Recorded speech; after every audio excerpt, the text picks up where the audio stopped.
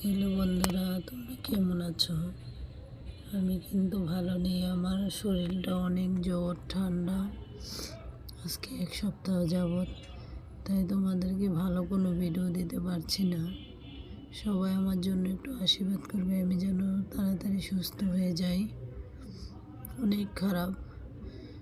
তোমাদের দাদা বাজার থেকে নদীর পাঙ্গাস এনেছে।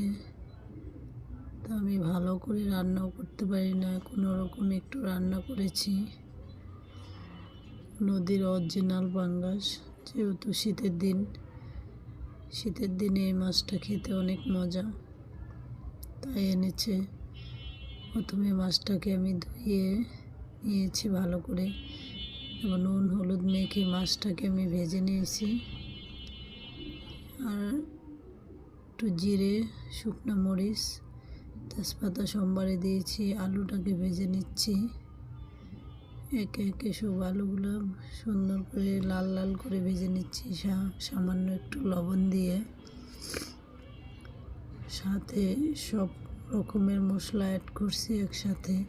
একটু জল দিয়ে মশলাটাকে কষিয়ে নিচ্ছি আলুর সাথে। যতক্ষণ পর্যন্ত তেলটা কষানো হয়ে গেলে উপর দিকে না উঠবে, ততক্ষণ ভালো করে কষিয়ে নিতে হবে। এখানে ভালো করে কষিয়ে নিয়েছি। এখানে ঝোল আর মাছ একসাথে দিয়ে দিব। ভালো করে নেড়ে চেড়ে মাছটাকে ঢাকা দিয়ে রাখবো।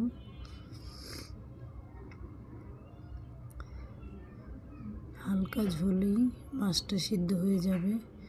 আর এইভাবে একবার হলেও তোমরা বাসায় খেয়ে দেখবে, খেতে অসাধারণ।